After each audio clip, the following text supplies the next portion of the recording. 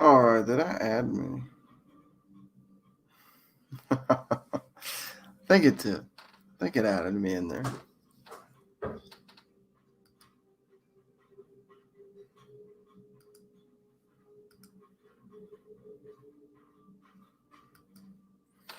What's going on, everybody? We're going to talk about those remakes tonight that never should have happened.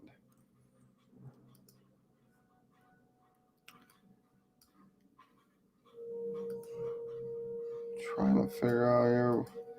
Still getting used to this layout.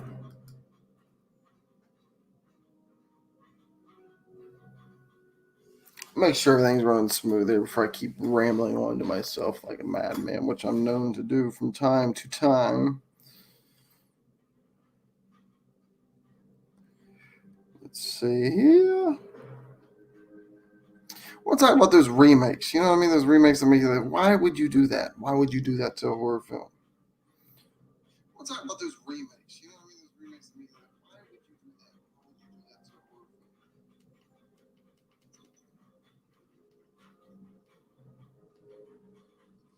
Yeah, we got the audio there. I just gotta fix the layout, I do believe. I think I did something wrong with the layout. And it's probably going to be a minute before something like that happens. Like, we right now are trying to get this short feature off the ground. The Black Door, we're trying to drop that on Halloween. However, my writing partner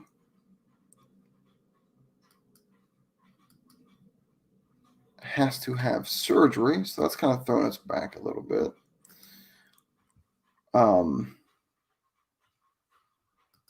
There we go. There I am. I have the overlay on. Which overlay was pretty cool, right? You guys stare at Michael or look at my co-host here, Mike.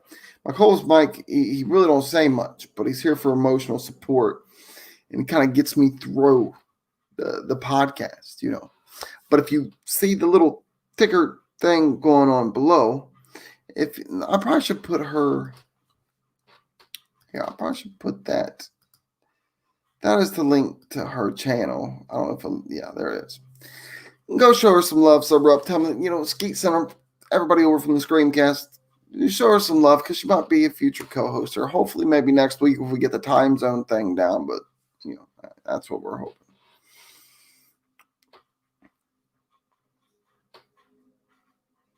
Yeah, and it's a piece that my writing partner and I have been trying to put together. And our whole goal has been wanting to drop this thing on Halloween this year. So we've been like running around like madmen. And the whole basis of the story is showing this man's internal battle, or any man, have you. The title The Black Door is in reference to the Black Door depression in your head. So what we wanted to do is show the internal battles of depression externally through our cinematography, our cinematic lens. So, what's going on, Jay? You're definitely gonna have Mike on your side. If you don't have Mike on your side, you're in trouble, man. He just don't talk much. He's not much of a talker. He's more of a stalker. But yeah, the Black Door film.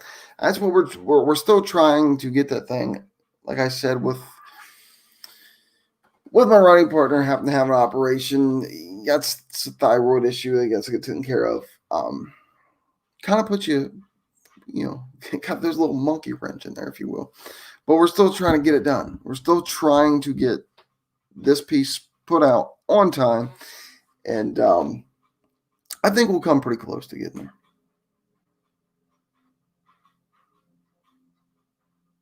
Oh, it didn't. Then disregard that link.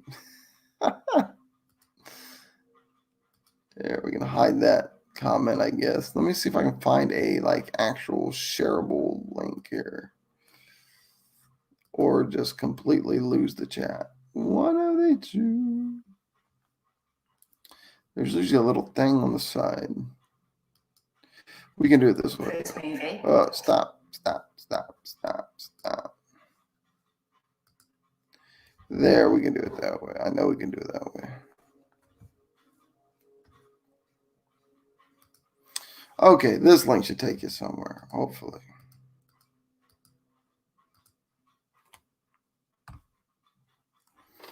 There we go. That link should take you to her channel.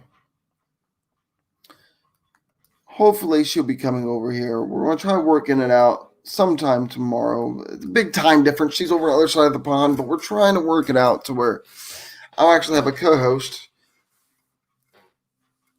that talks. I mean, he's all right. He's all right, but I need somebody to add to the conversation, a different point of view. He just kind of just sits there and chills, like just peering over my shoulder, you know. Okay, that worked. Thank you, Anna. Thank you, darling. But yeah, okay, this is the second episode, so I mean, I'm not expecting, you know, whatever. It is what it is. We're just trying to build this ScreamCast up from, and my cat's going insane in the background. We're just building something new, something I love, something that, you know, if you follow anything about me, you know, I love horror. Comedy and horror kind of go together, right? So I said, why not? Why not try it? Get us a nice little ScreamCast going on and see what happens. So this second episode, we are going to be covering remakes that shouldn't have happened. Like, why would you do that remake? Like, why would you ruin a perfect franchise? Ruin. Why would you ruin a perfect franchise? We've had a few of those. Very true, Jay. Very true, Jay. This is true. He just don't talk me. He communicates a lot with a knife, but speaking, no. But of course, Michael, we covered a Halloween franchise in last week's episode, and I was going to throw another franchise to it, and still, like, not knowing if we're going to have a co-host or maybe we won't have a co-host for next week. I figured, you know, we're just going to open it up, an open chat to where we can all just kind of bitch and vent about those remakes that shouldn't have happened. Those remakes that just make you cringe, you know, like everybody got those remakes, whether it be horror, comedy, whatever. There's just those remakes that kind of just make you like, man, really?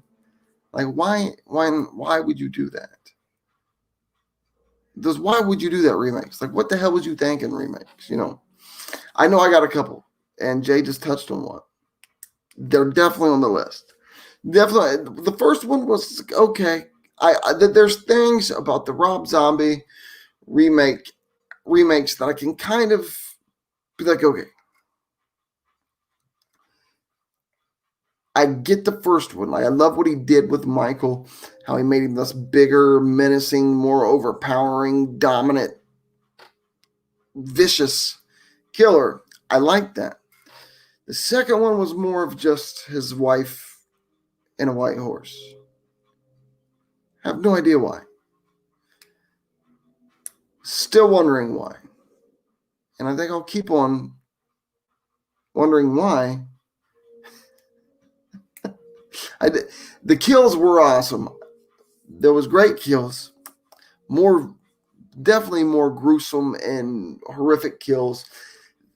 But it was another one of those things. Like, we have so many different layers when it comes, like I covered last week on ScreamCast. There's so many different avenues and different timelines of Halloween. It becomes this thing of which one do you follow? And they intertwine so much. Like, Laurie Strode has a daughter. Laurie Strode doesn't have a daughter. She has a son. Now we're back to Laurie Strode having a daughter again.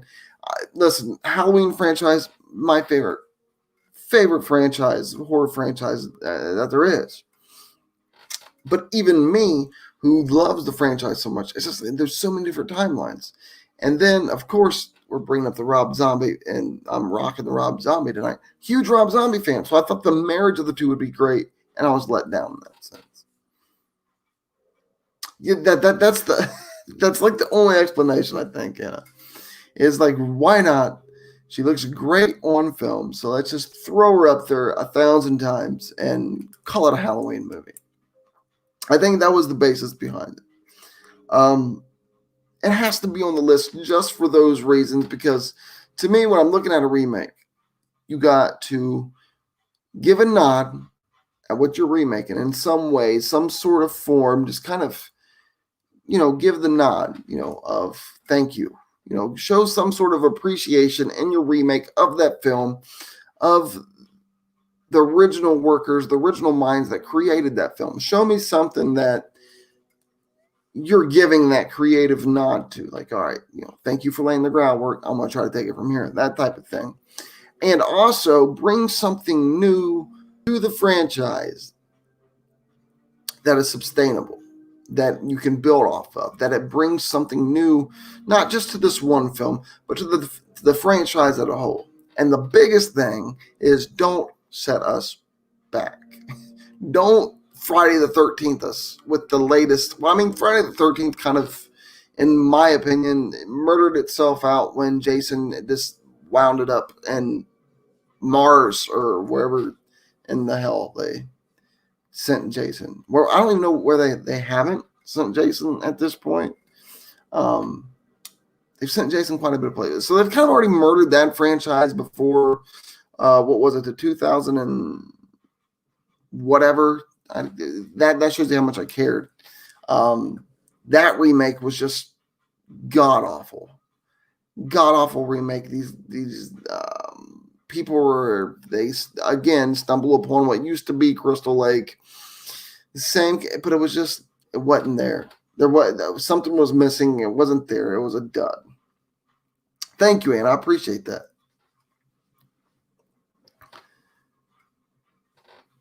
Yes, they did. Like Friday the 13th. I love Friday the 13th up to a point. I think my love for Friday the 13th. Now, for just a trailblazer, absolutely. This guy and Jason's mama blew open the whole slasher stalker genre in horror. And they got to get their rightful nod. I mean, they did do that. They did do that, and they did that well. Up to a certain point for me, I think Jason Takes Manhattan, up to that point, kind of started losing it, It kind of started dropping down. I mean, because you can't how the hell does this guy go from a shack at Camp Crystal Lake to outer space? Logically. Logically, how the hell does that happen? You know what I mean? Now, I get it. We got to suspend our imagination for a while and be in this cinematic world. But even then, how does he go to outer space? This dude couldn't even swim. That's how he's dead. He couldn't even swim. But this dude, that guy, made it to outer space. That's another one of those movies that it should have never. I don't even know if that falls under the realm of remakes, but it definitely falls under the realm of you shouldn't have did that. That was that was insane to me. Yeah, it just, I get it all the way up to Jason Takes Manhattan. That's even kind of a stretch. He holds on to a ship, winds up going into Manhattan. But whatever, cool, it's entertaining. You still have me to some degree. Now, they did come back with the Freddy vs. Jason, which kind of picked things back up for me, because it was kind of this weird thing where I believe those two franchises went on so long that you almost started having empathy for the villain. You know what I mean? You almost started to care more about the villain than his victims. I know, they started making the Nightmare on Elm Street's more of a comedy act, but Robert Englund is just the shit. And we'll definitely get to that remake. here very soon. But that was kind of a revamp for me. I'm thinking, all right, cool, Freddy versus Jason. Like Trent Duncan, he was one of my cinematographer teachers. He also is a YouTube creator, and he has created like this Marvel Universe world where we got our horror icons kind of, in the same plane, and they go to battle and everything. And that's where I was kind of thinking and hoping that the Jason and Freddy thing would lead to would be kind of like a Marvel Universe type setup where we would get like the Ghostface and the Freddys and the Jasons and the Michaels and all these iconic. I want to see the original, like Frankenstein mummies and all these cats, Dracula and the Wolfman, kind of make their comeback into some sort of same. But again, them are absolute classics that if you're even going to come close to touching or even think about touching, you need to have your shit tied down right. So I don't know. I'd like to see them come up, but anyhow, I'm all over the place here. When Jason and Freddy did that film, that gave me hope of like, okay, we might get this universe type thing, these weird bleed overs from different horror franchises that, if done right, would fit together perfectly and bring something new to both franchises. So I was kind of hoping that would happen. Just kind of didn't, right? Yes, the original OGs. Like I'm a big Wolfman guy. Like I love the Wolfman. Creature from the Black Lagoon. Like I love those old. There's just something about those films, like, and especially the time period those films was going down was just. I mean, that's cinematic gold. To me anyway, that's cinematic gold. You can't get much better than that. And that's what Tyler and I, when we're thinking about our production and along the lines of things we want to do, is bring back that thriller, that psycho thriller horror that is more practical effects. Not so much, I mean, obviously, independent film and very, very low budget. We cannot do the CGI gig, nor do we want to. Like, I believe if horror, you can do horror and you can do it correctly, is when you get up here. Is when you prey on those 7 deadly sins and those primal fears, and you do it in a way that kind of brings that viewing audience into your piece. So that's what our first attempt of showing is going to be, the Black Door this Halloween. We're definitely going to be trying to drop it like that. But yeah, the OG's big fan. I don't know how you couldn't be, but an absolute big fan. Yeah. I love the Freddy and versus Jason aspect of just bringing Freddy to this realm, which had been done before, but doing that with Jason, it was great. Like, but here's the thing. I'm gonna go ahead and just take the gloves off and dive right in on the number one horror film remake that made me think, what the hell? Why would you do this? Was our latest remake of Nightmare on Elm Street. There. Now I know some people that really do dig the film and like the film, but my opinion, there's only one Freddy, and if it ain't Robert Englund, leave it alone. You cannot replace. It's like taking John Lennon and having a backup dancer. You cannot do that. It's a short feature, Anna. We're going to shoot for 15 to 20. The short feature, just to kind of get our cinematic expression out there in our style, basically, is what we're trying to do.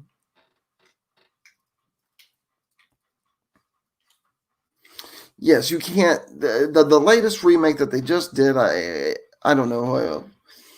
Well, I obviously can look that up. I can stop being a moron, and we have this thing called Google right in front of me. Um, 2010, around 2010, when they remade Nightmare on Elm Street without Freddy. I mean, they had a Freddy, but that's not Freddy.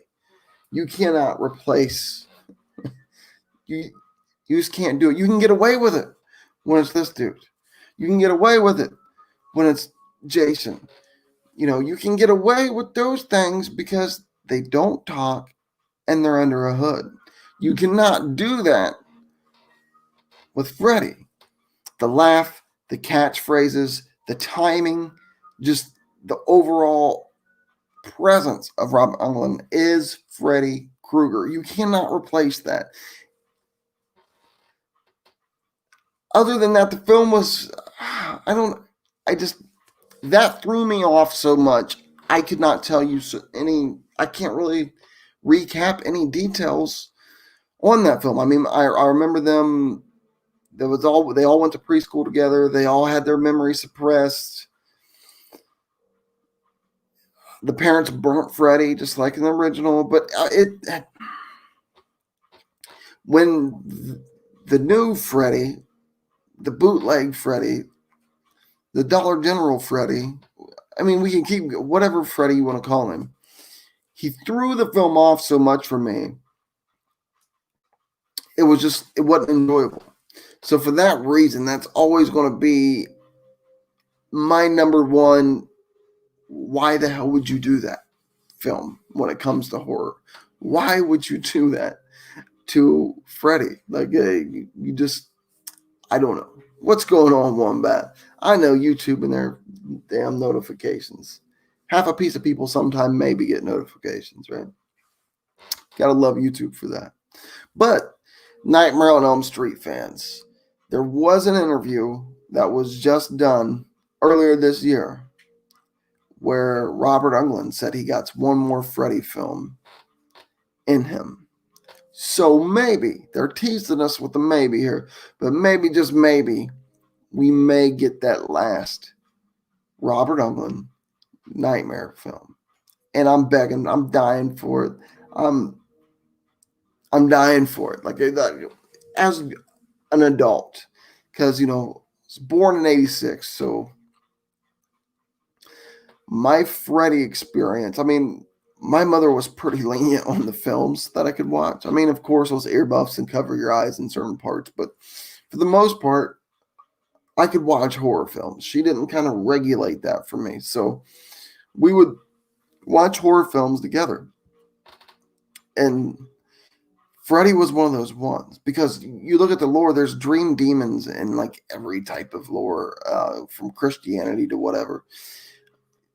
But it was kind of creepy, right? This guy could get in your dreams and cut you up.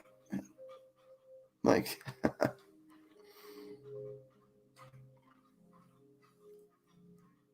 it did cheapen it in a sense. I kind of, like we was discussing just,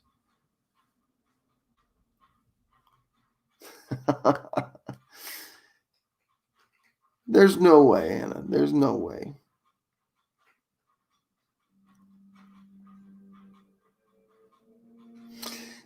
Like, I think it would be cool to, like, now, okay? Like, instead of, just go with me for a second. Instead of remake after remake after remake, what if they kind of started to bring these films back and piece them together in like a Marvel universe? You know how like Marvel did that, which was genius before they plugged the Avengers. Like, you had Iron Man coming out, and then you had a Hulk coming out, which there was several versions of them. But you had Thor coming out. You had all these, they released separately and then brought the Avengers together, which was brilliant. So what if they did start to bring back these franchises, but they slowly just started to bleed over into the same realm, into the same time period? I think that would be pretty cool.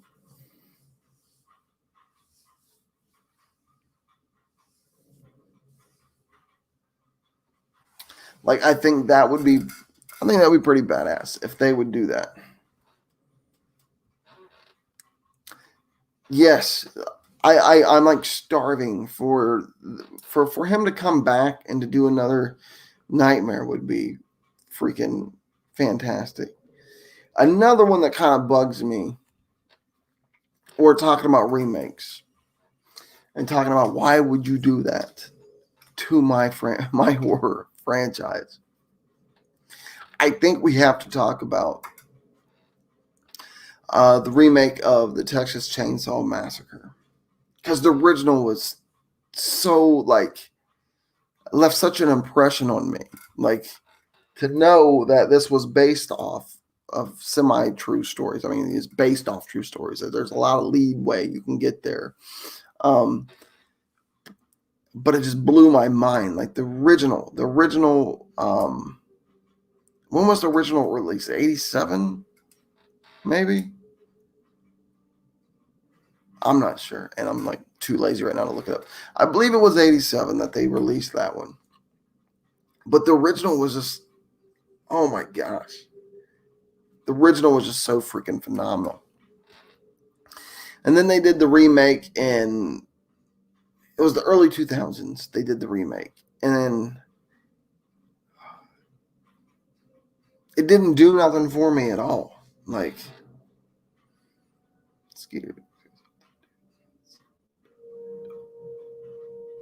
there you go. Yeah, closer to the Houston area. Yeah, he gets bit by a dog instead of a spider. There we go. And then we got the Wolfman, right? But when they did the remake of that, to do like I said, when you're going back and you're touching these iconic films, whether it be horror, whatever genre, but to me, it's Halloween, it's October, we're talking horror. When you go and you go to touch these classic franchises, these iconic characters in horror, you're already putting yourself at a pretty high regard. You know, you got to deliver kind of big already right out the gate just because you're touching that franchise. So you're already putting this pressure on yourself. And I don't think you have to be damn near perfect to please everybody. Now, I'm sure there's people that enjoyed the remake of Nightmare on Elm Street, and I'm sure there's people that enjoyed the Texas Chainsaw Massacre. I'm just talking about like just for me, just my opinion. It didn't do much. Again, it was something that just kind of felt oddly like pushed at times, oddly like forced. It was just like one of those films that really didn't take the franchise from here and bring it to there. It didn't add anything new to it. You couldn't make Leatherface any more menacing, for the love of God. He's wearing people's faces, and he cut you up with a chainsaw. I mean, still today, you just fire up a chainsaw in the dark and watch, how many people like go to crickets. We did a prank when I was in high school. It was a brilliant prank. And the prank was set up. The driver was involved in the prank. And this is, of course, way before cell phones you could actually record with. I think we had cell phones then, I think, maybe. I know my poor tail didn't. I probably was still rocking a beeper or a pager. But anyways, the driver was in on this prank, and we had this old country road, like right outside of my hometown, that ran right beside a railroad track. And there was like a hill that went over, and this is like an old dirt road, right? So my mother had told the driver that, if you go out there with a crowd full of people, and a carload full of people, and you get out and you shut all your lights off in the middle of the night, and you run around your car 4 times saying whatever chant they was saying, it was supposed to bring good luck. So she talked, and there was quite a few people. One dude, and it was a whole bunch of girls there. Well, on the other side of this little hill was me and about 4 or 5 of my buddies. We laid out the fake blood. We coordinated pretty great with the driver, and she should have won some sort of whatever for her performance. But they pull up, and you hear them all like kind of giggling and laughing while they do their 4 circles, chanting whatever. Well, she pretends she locks the keys in the car. She has a spare in her pocket, but they don't know that. But, so she sets them up. Hey, I locked the keys in the car. So they're like, oh my God, what are we going to do? What are we going to do? Because again, okay, I don't think there was cell phones because they wouldn't have been that paranoid. But they're all freaking out like, oh, what are we going to do? What are we going to do? I had a chainsaw on the other side of the hill. Obviously, I took the chain off of it. You hear all this chatter, but as soon as I cranked that chainsaw, and it didn't start the first time, so they got their crickets. You couldn't hear nothing. Like it was complete crickets. You couldn't hear a damn thing. Like it's like instantly just sucked the air out. Then I cranked it again. She fired up. I jumped over the hill. The one guy that was with them was literally taking the females, throwing them at me, trying to sacrifice them. Those crawling underneath the car, crawling over top of the car, going all different directions. It was a beautiful prank. But would that prank, would that have been, that would probably have been successful without Texas Chainsaw. But Leatherface helped that fear along a lot. So if you're going to touch that, it better be damn good. And I think the early 2000s remake of Texas Chainsaw it just fell short to me. It just fell short to me.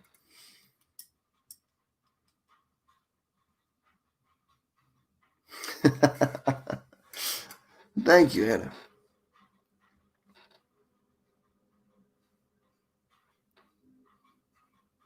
I have not seen that. I'm about to write that down.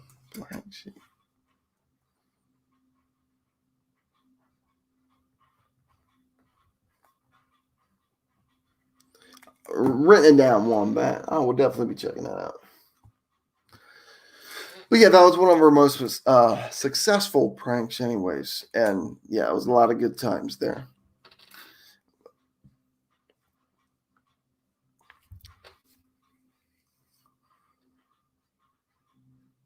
Right on. I'm going to have to copy that.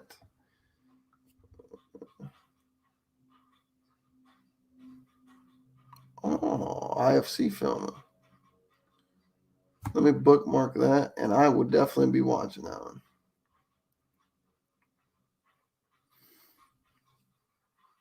I would definitely be watching that one, Wombat.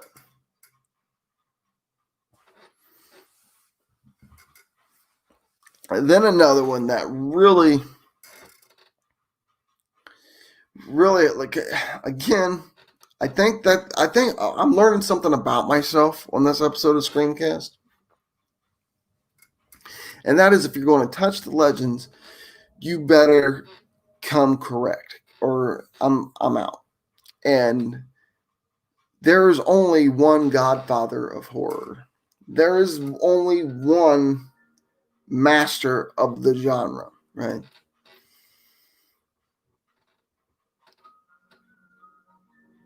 I agree in a sense there, Cammy, for sure.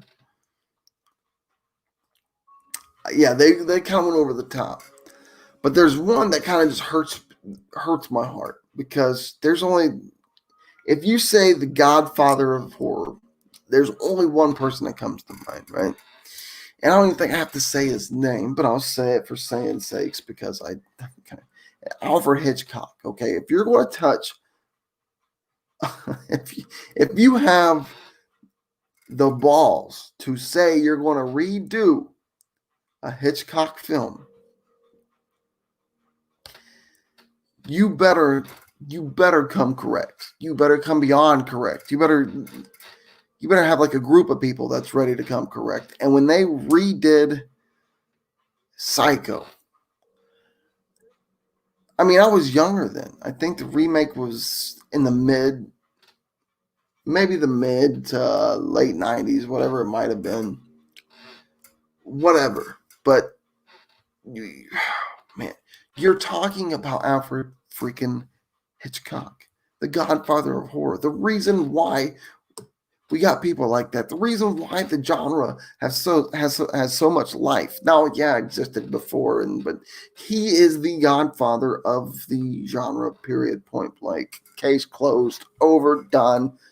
You can't name one person in horror creatively that can go above this guy. such a genius and way beyond his time. Like, huge Hitchcock fan.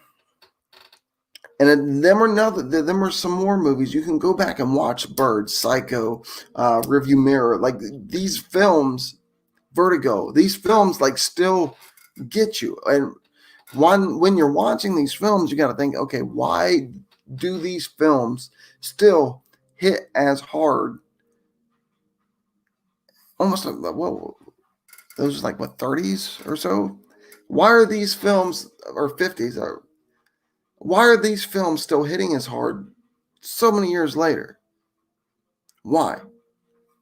30s was Frankenstein in them. Why? That's been a long day. Why do they hit so hard? And it's easy because I'm a big Alfred Hitchcock fanatic. So I paid my extra little coin here a while back to take an Alfred Hitchcock theory course. And just to see these interviews and to kind of get a glimpse in the man's head. And when I did my reading for Fast 9 in LA a few years back, I got to sit in his bungalow and talking about, like, you could never walk into a church or a haunted house that had that much energy. Like that, it was like I don't know, it's like a big ball of energy. Yeah, 60s, 50, I think like 50s, 60s is when those hit. I was still in my Frankenstein mummy thing on why that creeped out. Anyways, these things hit so hard is because he stuck to the rules of preying on the 7 deadly sins and the primal fears of man. Now, he believes that a good love story is on the flip side of a good horror film, which is very poetic, but also very true. There's not too much space in between love and hate and fear. And it was just beautifully how he preyed on that aspect of that primal instinct of man, that primal fear, that the fear a caveman would even understand. Like the way he did that and the way he plugged into your psyche was like 30 oh shit moments stacked on top of each other. Like, I love all of his films. His series, The Hitchhiker, was insane. Like, I absolutely love that. Like, I'm sure here on ScreamCast we're probably going to have a Hitchcock episode, undoubtedly. You kind of got to, right? Yeah, he said he enjoyed wrecking them in a very poetic state. Like, I told my man since he had made me do it. Oh man, been there, done that, Cammy, a few times. I watched The Notebook a few times. This is like, my wife knows, like, September. Once September's starting to wrap it up and we're getting into October, the horror season starts in the last week of September, and that's it. This is my month. This is when I get to be myself and I'm not judged. This is when I get to let out all the characters, right? The Skeeters, the Twitches, the TT Perry. This is where I get to let all that out. And it's like, it's just damn Halloween. You just let that boy be him. This is where I can do those type of things, and nobody's trying to put me in a padded room, right? Fair deal, yeah. So this is my month. I love it. And plus me being a big football fanatic, and fall and just October, I dig it. I love it.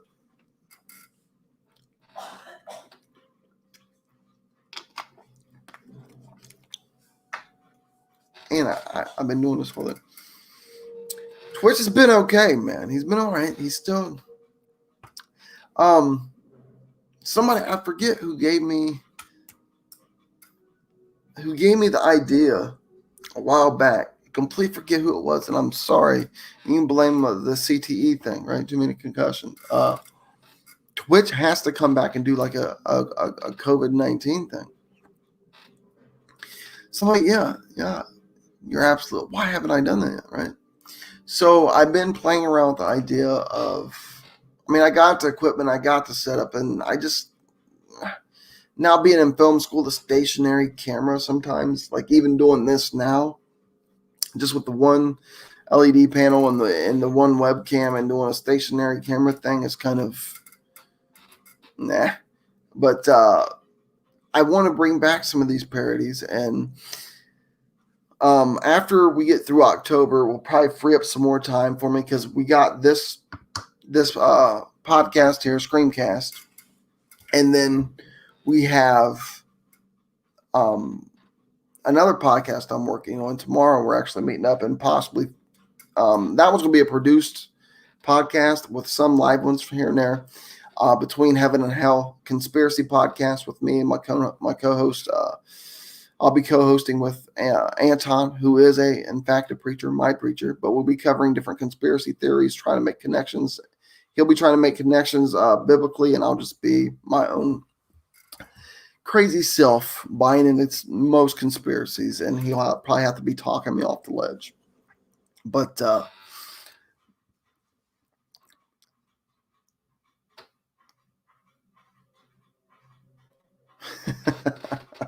The Notebook is one of those movies. Like, okay, if you want me to watch a horror film, my wife, she sits through the whole month of October and has to deal with my insanity and my crazy movies and me getting overexcited about different films and different pieces. But then her holiday hits, and it's a lot of Hallmark.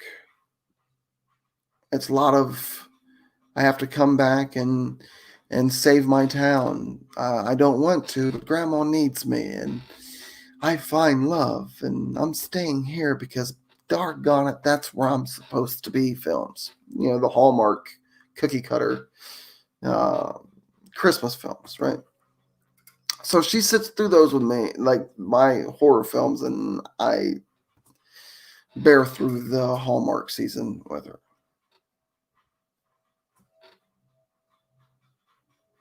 Yeah, no problem, man. I definitely will. Just on Instagram, Twitter, on here, I will definitely keep you posted for sure. And hopefully we'll be able to get that out as long as my partner comes out all right next Wednesday from his operation. We can get these things going and get the Black Door dropped on Halloween for you guys. I will definitely keep you updated. And thank you, Anna, for stopping by. I appreciate your continued support, and I hope you have a great night. On Halloween. Now, the Black Door, finding out what's behind that black door, is a little bit of an old Hitchcockish. Is that a word? I don't know if it is or not, but it is now over here in ScreamCast land, right? It's a Hitchcockish little twist to it. You'll find out what's behind the black door this Halloween. But I don't think it's what you're expecting. At least I hope it's not what you're expecting, or I kind of felt already as a filmmaker, and we're just working on our first short film. Right, Jay? Like, there's Christmas stuff out now. It's like, hold on. Whoa, pump the brakes. You guys can start your Jingle Bell stuff up, November 1st. Cool. Start your Jingle Bell shit up, but not October 1st. Pump the brakes, man. Like, there ain't no elf on the shelf. Golden Girls is a threat, huh? Well, see, I can see through Golden Girls. Man, throw them up in. I can do the Golden Girls. I think I even got the Golden Girl. I know I got the Golden Girl socks floating around here somewhere. Oh my gosh, yes, the Lifetime movie. See, that's the yin to the yang, right? Like, you got your horror, and then you got Lifetime, which ironically, Lifetime is just horror in a different presentation. I mean, you still got the crazy boyfriends and the crazy girlfriends and the killing and the attempt of murder, and it's just like a made-for-TV kind of sort of love horror film.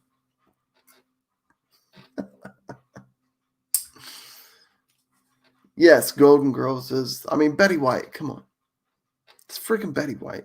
You ain't American. You ain't human if you don't love Betty White. Come on, it's Betty White.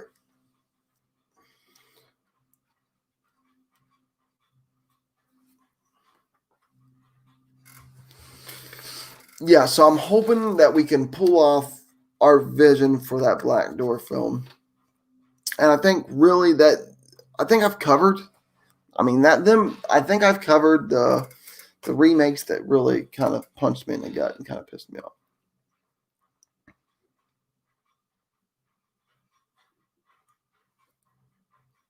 Yes, Golden Girls are definitely classics, but I think I covered the remakes that really drive me nuts. You know what I mean? I think there's only a few that like really, really. I think if I had to pick one, if there was only one, if there was only one remake that really drove me nuts, what would that be? Nightmare on Elm Street. That one and Psycho. See, it's so hard to nail down just one. Okay, just one of anything. You can't really do it. But Psycho and Nightmare on Elm Street, those remakes are pretty damn close.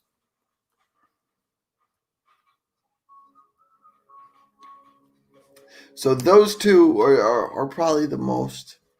Now, okay, we'll be hopefully recording Between Heaven and Hell tomorrow. I'm hoping that we'll either drop that the following Sunday, or who knows, we may drop that this upcoming Sunday. It all depends how that goes out. It's going to be produced, so we're going to have a little bit more leadway with that thing. Hopefully, I'll be able to get over to Ohio this week and get some things I need to get done as far as the Black Door progression and getting that thing on the move. And then next week, rolling into the ScreamCast. Do not know a topic yet, because you see in the ticker, we might actually finally have a co-host that can talk. I mean, this co-host is fine, but he don't really give me enough feedback. You know what I mean? Like, I have conversations with him, but was this episode all right, Mike? I mean, well, what do you think about remakes? Would you agree with me, Mike, that the Nightmare on Elm Street, that remake just didn't cut it? See what I mean? You just a nod here and there. So next week we might actually finally have a co-host, man. Yes, most part twos are definitely a letdown. There's very few.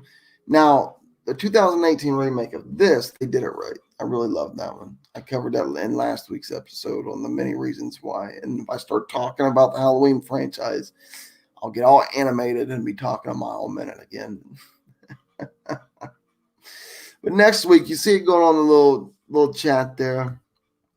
I'll plug it again if it's still. Yeah, that should still be it.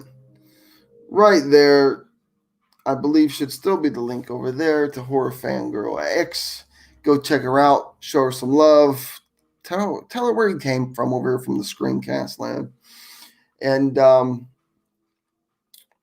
think we'll be in communication tomorrow to kind of set that up and see if we can work out, because she's from over the pond. So, and I'm over here on this side of the pond. She's on that side of the pond. So there's like a big hour difference there. So if we can figure that out and figure out how to make that work, we should have a co-host here next week. And we will come up with a topic. I will push that topic out to let you guys know for sure. And that, of course, is going to be on Friday. And that'll be a Friday night ordeal. Right. He's kind of like the ScreamCast bodyguard. He kind of gets to chill here. Now I got different masks floating around here. Of course, your typical ghost face and the Jason mask. But he's my only ride or die. You know what I mean? Like, I feel more comfortable. Like, some people have a teddy bear or a security blanket. I got Michael, right? That's my security blanket. It's Michael. So there it is. There's the remakes that really just kind of piss Skeet off a little bit. You know what I mean?